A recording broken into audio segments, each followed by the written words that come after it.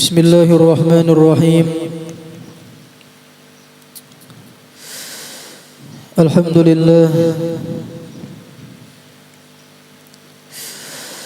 Alhamdulillahilladzi nusaba lin-nasi yawmal qiyamah wa ja'ala fiha ahwalan shadidah.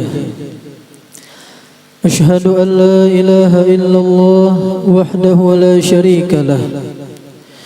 Wa ashhadu anna sayyidana wa nabiyyana Muhammadan abduhu wa rasuluhu wa la nabiyya ba'dah. Allahumma salli wa sallim wa barik ala syafi'il ummah sayyidina wa habibina wa maulana Muhammadin khairil wara sajiyah wa ala alihi wa ashabihi wa dhurriyyatihi wa man tabi'a hudah, amma ba'du. Alhamdulillah, puji syukur kita haturkan kehadirat Allah Subhanahu wa taala yang kembali memberikan kita nikmat, anugerah, taufik, hidayah dan inayah sehingga kita bisa dapat berkumpul pada siang hari ini di majlis yang mulia ini. Kita berharap kepada Allah Subhanahu wa taala, mudah-mudahan Allah ridha kepada kita sehingga Allah ampuni seluruh dosa-dosa kita, orang tua kita, anak cucu kita, nenek datuk kita, guru-guru kita, seluruh keluarga kita dan seluruh jiran tetangga kita dan seluruh kaum muslimin dan muslimat diampuni zahir batin seumur hidup. Allah kabulkan segala hajat-hajat kita, baik hajat dunia maupun hajat akhirat. Amin amin ya rabbal alamin.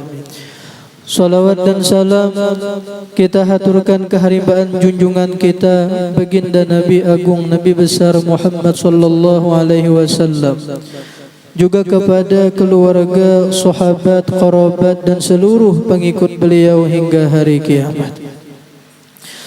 Jemaah majlis zikir wa ta'lim Musalla al-Ummi yang kita sama-sama diampuni dan dirahmati Allah Subhanahu wa taala.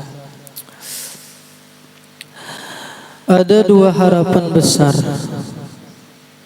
yang sangat kita harapkan untuk keselamatan kita nanti di negeri akhirat. Yang pertama adalah rahmatnya Allah Subhanahu wa taala. Yang kedua adalah syafaatnya junjungan kita baginda Nabi besar Muhammad sallallahu alaihi wasallam. Kalaunya kita mengharapkan amal ibadah yang kita lakukan, mungkin kita kadakawa mengandalkan amal ibadah kita, karena amal ibadah yang kita lakukan ini yang pertama adalah sedikit. Arti sedikit ini paling kita menggawi yang wajibnya aja. Sedangkan yang sunat-sunatnya jujur kita ini raja pengoler.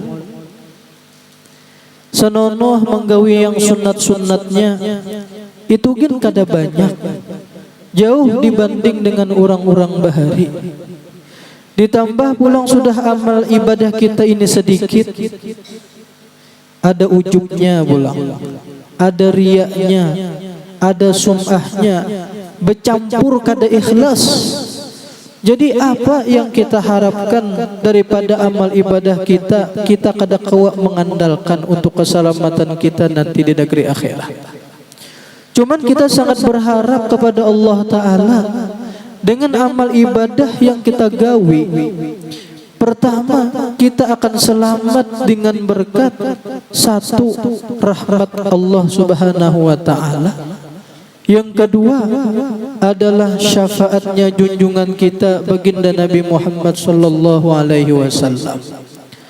Nah, di dalam kesempatan ini kita akan membahas apa syafaatnya Nabi Muhammad nanti di hari kiamat dan siapa-siapa yang berhak mendapat syafaatnya baginda Nabi Muhammad sallallahu alaihi wasallam.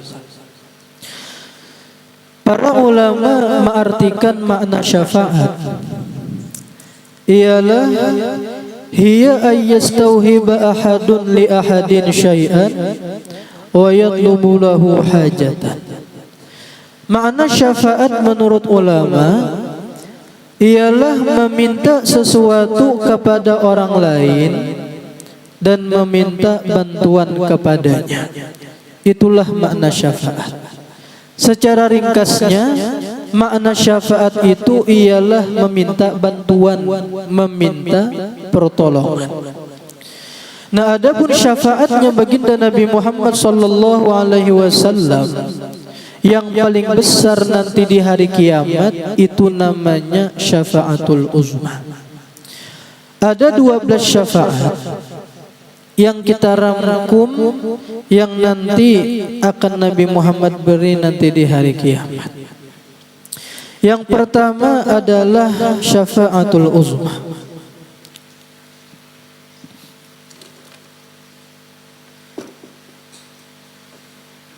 Nah,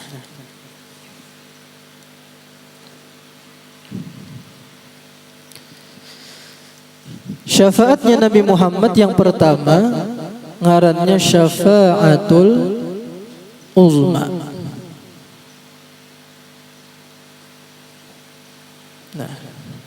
Nah, syafaatul uzma ini khusus untuk baginda Nabi Muhammad sallallahu alaihi wasallam.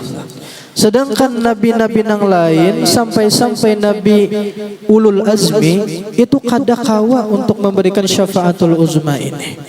Nah, syafaatul uzma ini ialah syafaatnya Nabi Muhammad sallallahu alaihi wasallam untuk meringankan penderitaan orang-orang yang di padang mahsyar. Sebab orang-orang yang di padang mahsyar itu mereka dalam keadaan kesusahan luar biasa, dalam keadaan telanjang, dalam keadaan kelaparan, dalam keadaan kehausan, dalam keadaan kepanasan luar biasa, dalam keadaan haru-hara yang luar biasa, dan waktunya pun sangat lama, sehingga manusia mereka itu gelisah luar biasa meminta pertolongan kepada Nabi Adam. Wahai Nabi Adam, pian adalah pada Tuhan kami, tolong berikan kepada kami syafaat untuk memintakan kepada Allah Ta'ala agar secepatnya diproses perhitungan amal. Lapah benar sudah kami di padang mahsyar. Ujar Nabi Adam, aku kada pantas untuk memintakan syafaat. Aku ada memiliki kesalahan, aku kada wani. Kesalahanku ialah memakan buah yang dilarang, yaitu buah khuldi. Silakan datang kalian kepada Nabi Nuh, dia adalah awal-awal Rasul yang diutus ke muka bumi. Datang manusia kepada Nabi Nuh untuk meminta syafaat. Ujar Nabi Nuh, kada kawa nafsi-nafsi, aku kada wani, aku gen ada memiliki kesalahan. Kesalahanku ialah mendoakan orang-orang kafir agar seluruhnya binasa, kada ada lagi di muka bumi. Dan itu pun dikabulkan Allah Ta'ala dengan Allah Ta'ala kirimkan banjir bandang yang luar biasa, sehingga seluruh orang-orang kafir seluruh dunia matian sebarataan. Aku kada pantas untuk memintakan syafaat, ujar Nabi Nuh. Lalu manusia datang kepada Nabi Ibrahim. Ujar Nabi Ibrahim, aku kada wani untuk memintakan syafaat, karena aku sendiri pernah memiliki kesalahan, yaitu aku pernah berdusta di dalam seumur hidupku sebanyak 3 kali. Ini beliau menganggap dusta sebanyak 3 kali, padahal ini tidak dihukumi sebagai dusta, cuman beliau menganggap itu adalah dusta. Aku kada wani, Nabi Ibrahim. Lalu manusia datang kepada Nabi Musa alaihissalam untuk minta syafaat. Nabi Musa pun kada wani, aku ingin memiliki kesalahan, aku kada wani saat ini untuk memintakan syafaat. Aku memiliki kesalahan, aku pernah menampar orang, kada sengaja sekalinya orang mati. Kada wani aku je Nabi Musa. Lalu datang kepada Nabi Isa. Nabi Isa pun kada wani juga untuk memintakan syafaat. Lalu manusia datang kepada Nabi kita baginda Nabi Muhammad sallallahu alaihi wasallam. Jar Nabi Muhammad apa? Ana laha, ana laha, ana laha. Akulah yang berhak untuk memintakan syafaat. Lalu baginda Nabi Muhammad sallallahu alaihi wasallam sujud kepada Allah Ta'ala di bawah arasy.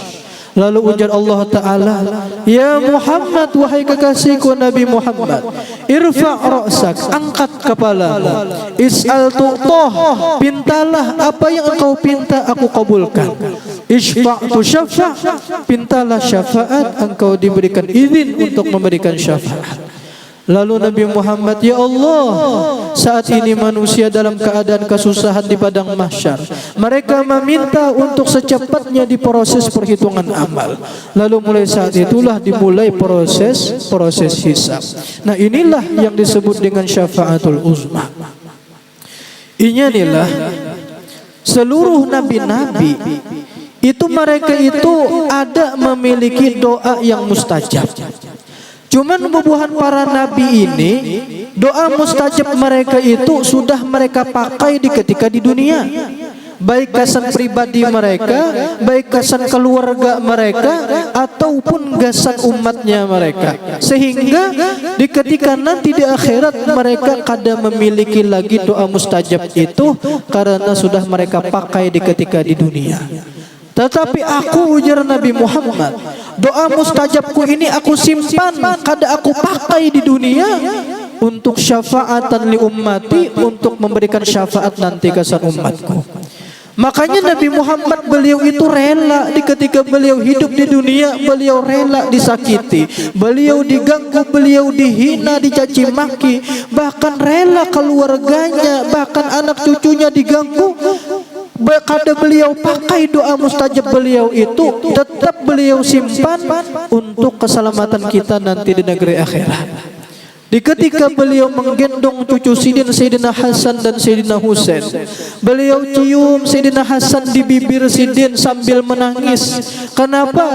Karena Sayyidina Jibril sudah menghabarkan kepada baginda Nabi Muhammad bahwasanya cucu pian nanti ini, cucu pian Hasan nanti dia akan dibunuh oleh umat Islam dengan diracun. Nanti dia akan dibunuh dengan secara diracun. Nangis Nabi Muhammad. Nabi Muhammad mencium lehernya Sayyidina Husain. Beliau menangis karena Sayyidina Jibril sudah menghabarkan bahwasanya cucu pian Husain ini nanti dia akan dibunuh orang muslim dengan dipenggal kepalanya. Nabi Muhammad menangis. Tetapi Nabi Muhammad kada berdoa lawan Allah Ta'ala, ya Allah jangan bunuh cucu ulun, kada sidin pakai doa mustajab itu. Beliau simpan tetap kesan nanti umatku je Nabi Muhammad di negeri akhirat. Inilah Nabi Muhammad satu-satunya nabi yang rela mengorbankan dirinya, keluarganya, bahkan cucunya yang sangat beliau sayangi demi kita umat Nabi Muhammad sallallahu alaihi wasallam. Inilah Nabi kita Muhammad, cintanya lawan kita luar biasa. Kemudian syafaat Nabi Muhammad yang kedua ialah syafaat untuk memasukkan sekelompok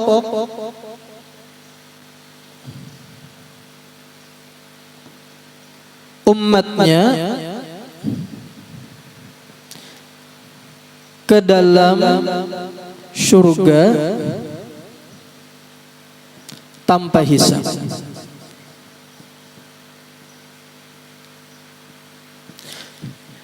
Nah, jadi inilah nanti di padang mahsyar, di ketika proses hendak dihisab, ada nanti sekelompok daripada umatnya Nabi Muhammad ini langsung disuruh masuk ke dalam surga, kada usah dihisab-hisab.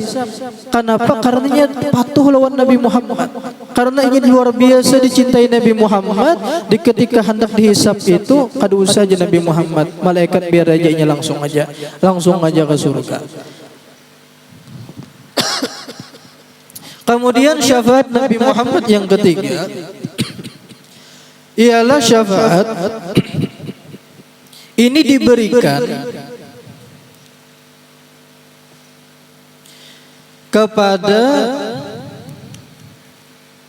orang yang akan memasuki neraka lalu kada jadi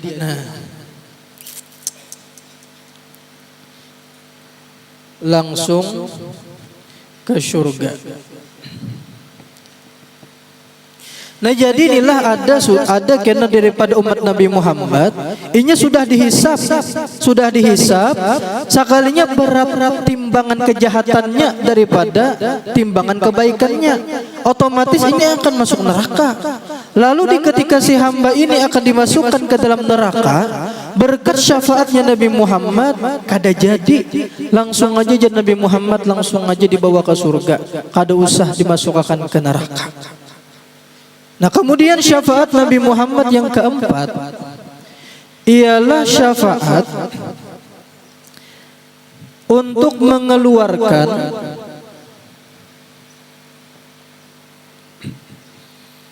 umatnya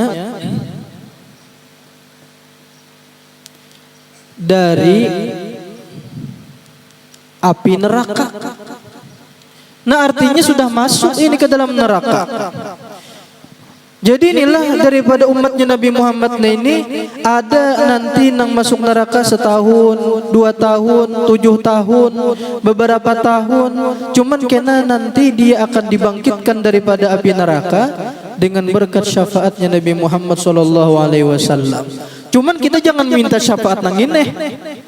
Artinya tercabur dulu ke dalam neraka, jangan minta syafaat yang keempat ini. Nang kita minta syafaatnya Nabi Muhammad, ini nang kedua nih, syafaat memasukkan sekelompok umatnya ke dalam surga tanpa hisab, ini nang kita pinta.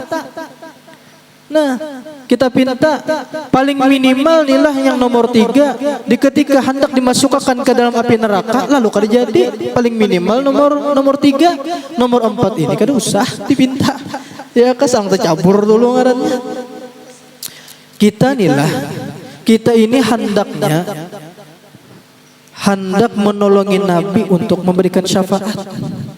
Lamunnya kita diberi Nabi Muhammad syafaat, itu ngarannya kita ini merepoti Nabi Muhammad. Merepoti Nabi Muhammad gara-gara kita banyak berisi dosa, lalu kita barat timbangan kejahatannya, lalu Nabi Muhammad repot. Jadinya Nabi Muhammad saling membaratakan amal kebaikan kita dulu. Berarti kita merepoti Nabi Muhammad, lamunya kita menggawe dosa. Kita hendaknya menolong Nabi Muhammad, menolongi Nabi Muhammad dengan membantu Nabi Muhammad memberikan syafaat lawan orang-orang lain. Makanya nanti inilah di hari kiamat itu ada beberapa orang yang mereka itu akan membantu Nabi Muhammad untuk memberikan syafaat lawan umatnya. Di antaranya ialah bubuhan para ulama-ulama, bubuhan orang-orang soleh, bubuhan orang-orang yang mati syahid. Mereka ini nanti membantu Nabi Muhammad untuk membantu memberikan syafaat kepada umatnya Nabi Muhammad. Termasuk orang yang membantu memberikan syafaat ialah anak kecil yang ketika lagi halus ia meninggal dunia. Jadi inilah lamunya ada anak kecil, dia meninggal ketika ia belum balik. Nah nanti anaknya ini karena inya menunggu di depan pintu surga, inya kada hendak masuk ke dalam surga kecuali inya menolong membantu kuitannya untuk masuk ke dalam surga. Ya Allah, ulun kada rela ulun masuk ke dalam surga, lamunya abah mama ulun kada masuk juga ke dalam surga. Jadi si anak ini nya betungguan karena di pintu surga, kada hendak masuk menghadangi abah mamanya kan. Nah termasuk juga nanti orang yang akan memberikan syafaat. Nabi Muhammad menggambarkan di dalam hadisnya secara umum, ujar Nabi Muhammad, ahlul ma'ruf fid dunya, ahlul ma'ruf fil akhirah. Orang-orang yang baik ketika inya hidup di dunia, itu nanti karena di negeri akhirat, inya pun akan berbuat baik juga nanti di negeri akhirat. Bubuhan pian ini adalah orang-orang yang baik seberataan. Bubuhan pian ini adalah orang-orang yang solehah, orang-orang yang baik. Kadada mustahil kena bubuhan pian ini akan memberikan syafaat kasan ulun yang jahat ini. Kada mustahil. Di ketika ulun hendak dimasukkan ke dalam neraka, lalu bubuhan pian melihat ulun hendak dimasukkan, jangan dimasukkan Guru Muhammad, jangan. Masukkan Sidin, jangan ya Allah, jangan dimasukkan Sidin. Kada mustahil iakah pian nang ahli surga, pian nanti kena akan memberikan syafaat kasan ulun.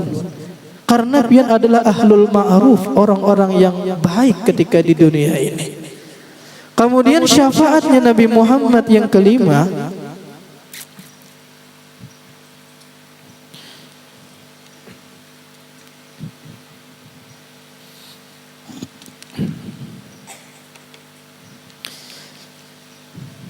syafaat Nabi Muhammad yang kelima ialah untuk memohonkan ampun,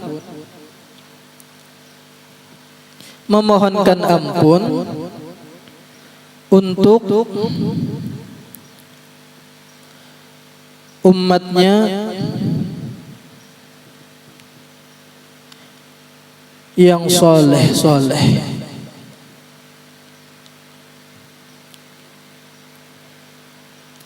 yang ada berbuat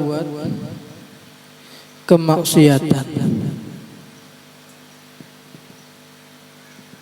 Nah, syafaat Nabi Muhammad yang kelima ialah memohonkan ampun kesan umatnya yang soleh, yang ada berbuat kemaksiatan.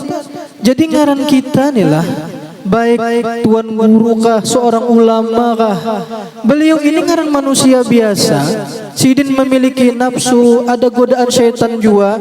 Mereka bisa juga tergawi maksiat. Cuman nanti kena di hari kiamat, bubuhan guru-guru agama, bubuhan orang-orang soleh, itu kada mustahil kena ketika di hari kiamat berkat syafaatnya Nabi Muhammad memintakan ampun supaya dosanya ini diampuni. Kemudian syafaat Nabi Muhammad yang keenam ialah syafaat untuk meringankan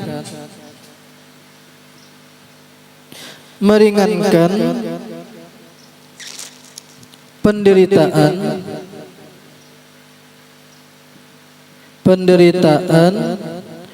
orang yang dihisab, orang-orang yang dihisab, orang yang dihisab dalam keadaan ketakutan dan luar biasa. Berkat syafaat Nabi Muhammad bisa ditolong Nabi Muhammad kan.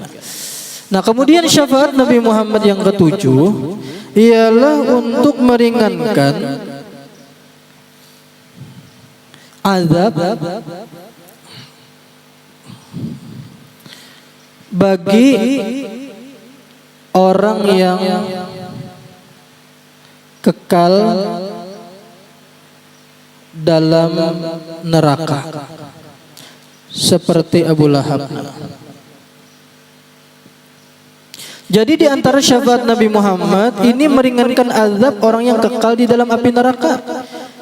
Ada riwayat mengatakan Sayyidina Abbas paman Nabi, beliau bermimpi dengan Abu Lahab. Lalu bertakun, wahai Abu Lahab, apa yang Allah perbuat lawan ikam? Aku dalam keadaan disiksa luar biasa. Cuman nila aku setiap hari Senin aku diringankan azab, perai azab. Bahkan setiap hari Senin ya Abu Lahab aku dikinumi susu yang keluar daripada antara jari telunjukku dengan ibu jariku, keluar di sini nah susu. Kenapa sebabnya? Dengan sebab aku himung luar biasa dengan kelahiran kemanakanku Muhammad sallallahu alaihi wasallam. Di ketika Suwaibah Aslamiyah menghabarkan kepada Abu Lahab bahwa kemanakan pianah sudah lahir anaknya Abdullah, Aminah sudah melahirkan anaknya laki-laki. Himung benar Abu Lahab luar biasa, sampai-sampai ikam Suwaibah berkat ikam menghabarkan lawan aku dengan lahirnya kemanakanku, mulai saat ini jua ikam aku merdeka akan dan ikam aku tugasakan untuk menyusui kemanakanku. Ternyata ternyata dengan berkat himungnya aku, dengan kelahiran kemanakanku Muhammad, aku diringankan azab pada hari Senin, dan aku diminumi Allah Ta'ala susu setiap hari Senin karena aku menyuruh Thuwaibah untuk menyusui kemanakanku Muhammad.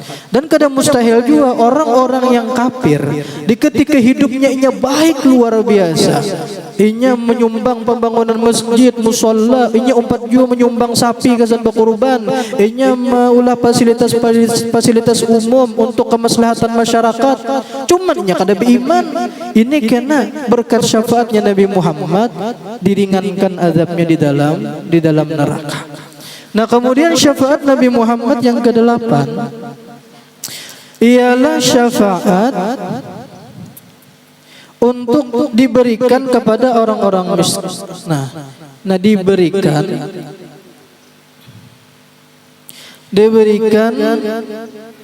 kepada anak-anak orang kafir untuk tidak disiksa. Jadi anak-anak orang kafir, mereka itu meninggal sebelum balik, ini berkat syafaat Nabi Muhammad, mereka ini kada diazab oleh Allah Ta'ala. Nah, kemudian syafaat Nabi Muhammad yang ke-9 ialah syafaat untuk ahlu baitnya Nabi Muhammad. Ahlu bait, bubuhan para habaib, bubuhan para syarifah. Nah, sehingga mereka kada dimasukkan ke dalam api neraka berkat syafaatnya Nabi Muhammad. Kemudian syafaat Nabi Muhammad yang ke-10 ialah syafaat untuk memberatkan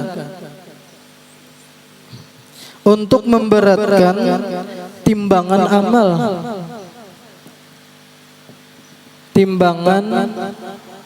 amal umatnya. Nah, diberatakan Nabi yang asalnya banyak jahatnya. Kemudian syafaat Nabi Muhammad yang ke-11 ialah syafaat untuk meringankan azab orang yang dalam kubur. Nah, dalam kubur ada di ketika Nabi Muhammad jalan-jalan, lalu beliau tetamu kuburan, yang mana 2 buting kuburan ini disiksa, diazab.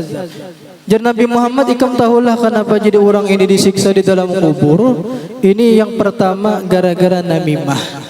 Gara-gara inya katuju adu domba orang, muntung lebar kasutu kemari madu domba orang. Ini orang nang katuju adu domba tuh ngaranya si muntung lebar ngaranya. Wah, cucus muntung. Nang kedua, si ikungnya ini diazab gara-gara inya kada tiis di dalam bakami, gara-gara inya kada memperhatikan bujur-bujur di dalam istinjanya. Lalu inilah Nabi Muhammad memotong pelapah kurma, lalu beliau tajak di kedua kuburan itu. Ujar Nabi Muhammad, aku berharap selama belum layu lagi daunnya ini, dinya akan memintakan ampun kesan orang dan ahli kubur. Nah, kemudian, nah ini namanya syafaatul barzakhiyah ngarannya. Syafaatul barzakhiyah. Syafaat untuk orang yang di dalam kubur, barzakhiyah. Nah, kemudian syafaat Nabi Muhammad yang terakhir ini adalah syafaat untuk penghuni A'rab. Nah, syafaat Nabi Muhammad kepada penghuni A'rab. Jadi inilah nanti di hari kiamat itu ada 3 tempat kena. Ada 3 tempat. Yang pertama surga, yang kedua neraka, Ada lagi sebuting tempat kena berkumpul manusia, yaitu ngarannya A'raf. Makanya ada di dalam Al-Quran suratul A'raf, surah Al-A'raf. Nah ada penghuninya kena di A'raf itu. Siapa penghuni A'raf ini? Yang pertama adalah orang yang sama timbangan amal baik dan buruknya. Jadi orang ini sama timbangan amal kebaikan lawan buruknya. Inya kan nila lamanya orang lah terbanyak amal kebaikannya sedikit aja, sekalipun seberat intalu kutu, tebarat sedikit amal kebaikan pastinya surga. Tapi lamunya tabarat sedikit aja, dikit benar, hampul benar, tabarat kejahatan sedikit, maka inya pasti terasa di neraka. Nah adapun si ikung ini inya sama rata. Nah karena inya ini rata, maka inya ini tinggalnya kena di A'raf, surga kada, neraka kada, tengah-tengah. Jadi A'raf ini pemisah antara surga dengan neraka. Cuman orang-orang yang di A'raf ini, inya kawan melihat orang-orang yang di dalam surga. Inya melihat kenikmatan-kenikmatan orang yang di dalam surga. Sehingga mereka ini berucap salamun alaikum, keselamatan atas kalian. Kami hendak penerjun masuk surga, tapi kami nah ditempatkan di sini karena kawa ke surga. Dan mereka pun melihat orang-orang yang di dalam neraka disiksa, sehingga mereka berucap Rabbana la taj'alna minal qaumil zalimin. Wahai Tuhan kami, jangan jadikan kami tergolong orang-orang yang zalim. Mereka melihat, jadi mereka ini mendapat kenikmatan surga kada, diazab ke neraka kada. Ini orang yang sama timbangan amal baik dan jahatnya. Nah kemudian pulang siapa? Orang yang menghuni A'raf ini. Nah ini disebut dengan ashabul A'raf. Nah ini dikisahkan di dalam surah Al-A'raf. Nah kemudian yang kedua ialah orang yang mati syahid. Orang yang mati syahid fisabilillah, sabilillah, tapi kada direstui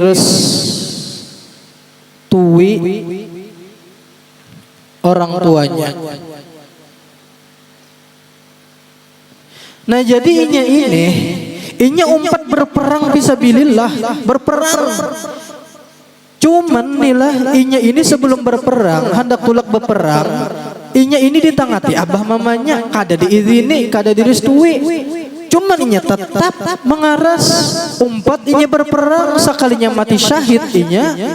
Nah maka ini orang pun karena inya mati syahid fisabilillah, maka inya ini haram dimasukkan ke dalam api neraka.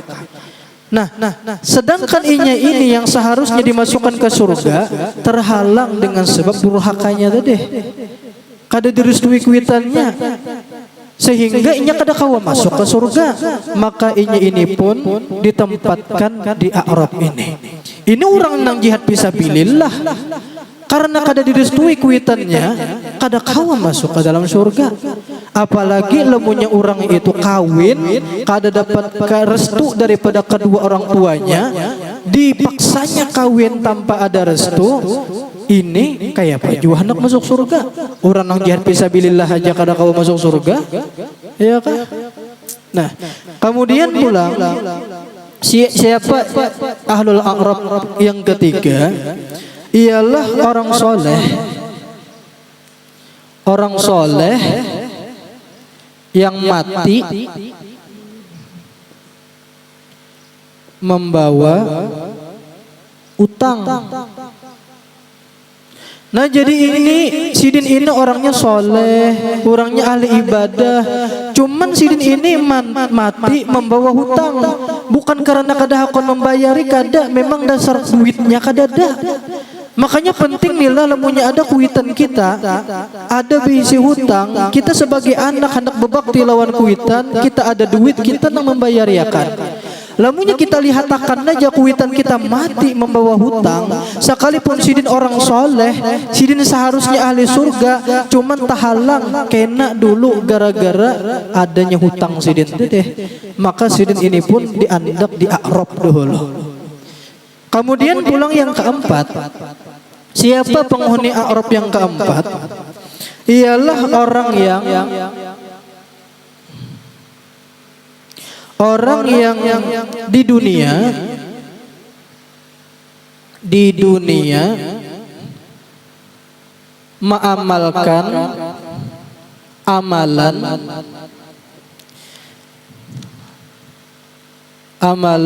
yang Allah haramkan,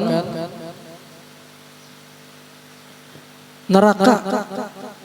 Nah, ini menggawi amalan amalan itu mulai diharamkan masuk neraka. Dan inya menggawi juga amalan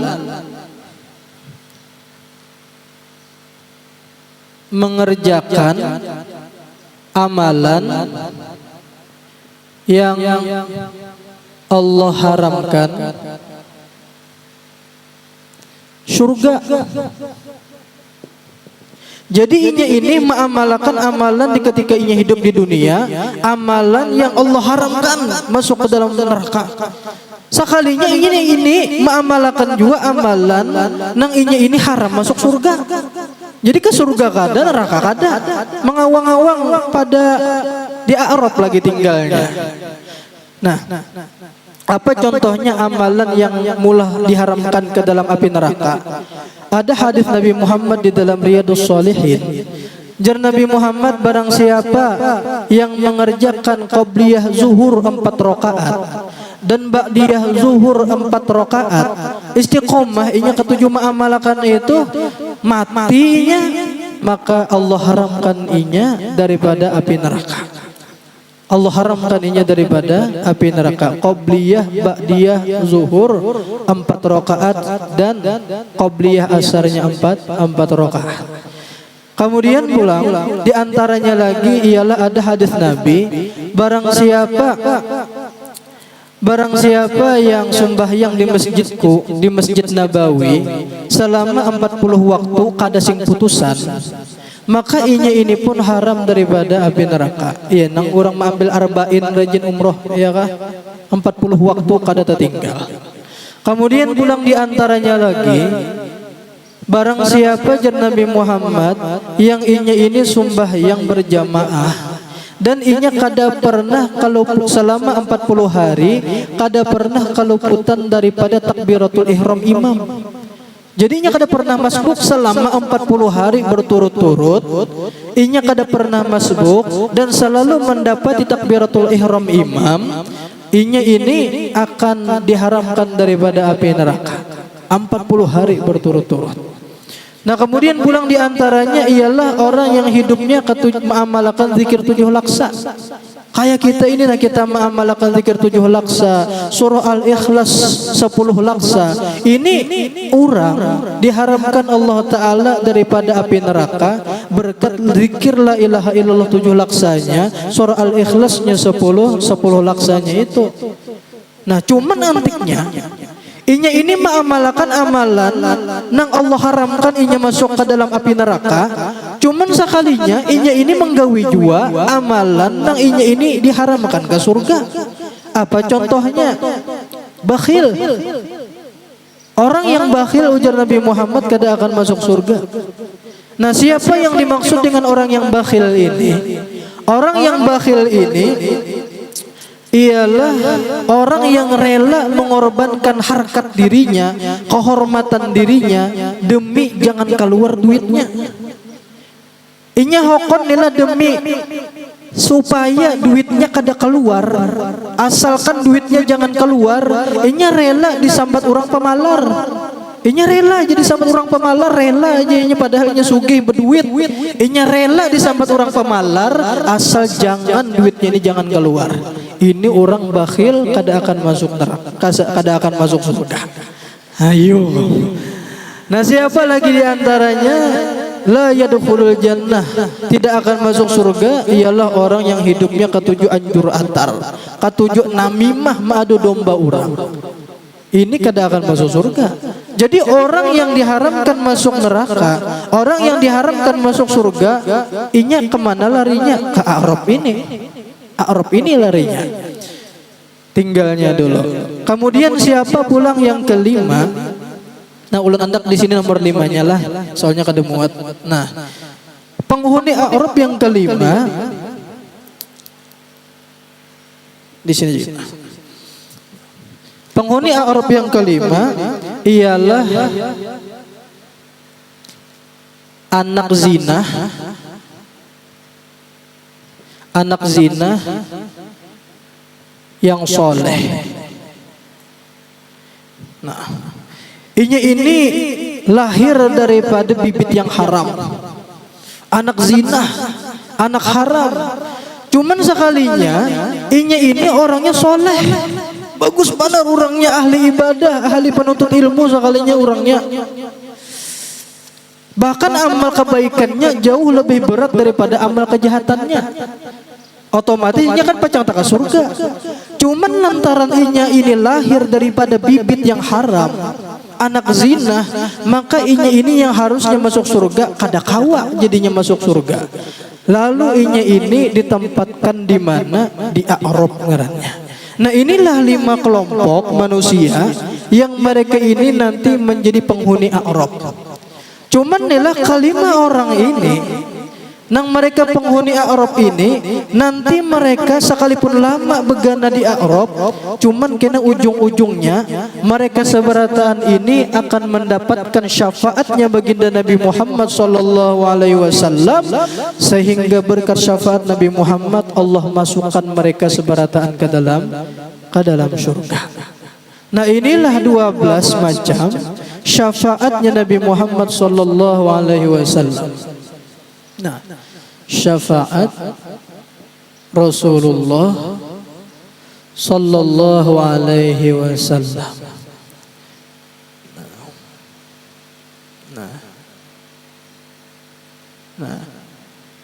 Nah, 12 macam yang kita rangkumakan. Nah, nanti insyaallah karena Ahad di depan ini kita akan merayakan ulang tahun majelis kita, Majelis Al-Ummi. Maka insya Allah di minggu yang depannya lagi kita akan membahas tentang siapa-siapa yang akan mendapatkan syafaatnya Nabi Muhammad sallallahu alaihi wasallam. Nah, jadi inilah untuk Ahad ini kita akan merayakan ulang tahun majelis kita Al-Ummi ini. Silahkan pian bawa anak cucu pian seberataan, ya kah? Untuk sama-sama kita memeriahkan acara kita pada hari Ahad ini. Silakan bawa kekawanan pian seberataan, ya kah? Cuman baju putih jualah, baju putih seberataan. Nah, mudah-mudahan sehat, panjang umur, murah rezeki, rencak berumrah berhaji, dikabulkan segala hajat dunia akhirat. Allah luaskan rezeki kita, rezeki yang halal, yang berberkah, yang rencak menyampaikan kita ziarah Makkah dan Madinah. Allah jadikan anak cucu kita sampai hari kiamat solehin dan solehat, selamat dunia akhirat. Allah Ta'ala matikan kita dalam keadaan husnul khotimah, membawa iman sempurna, Islam sempurna, akhir kalam mengucap la ilaha illallah, masuk surga bighairi hisab, berkumpul dengan Rasulullah dan wali-wali Allah Ta'ala. Ala hadhihi niyatu likulli niyatin salihah wa ila hadratin Nabi sallallahu alaihi wasallam. Al-Fatihah. Bismillahirrahmanirrahim. Alhamdulillahi rabbil alamin. Iyyaka na'budu wa iyyaka nasta'in. Ihdinas siratal mustaqim, siratal ladzina an'amta 'alaihim.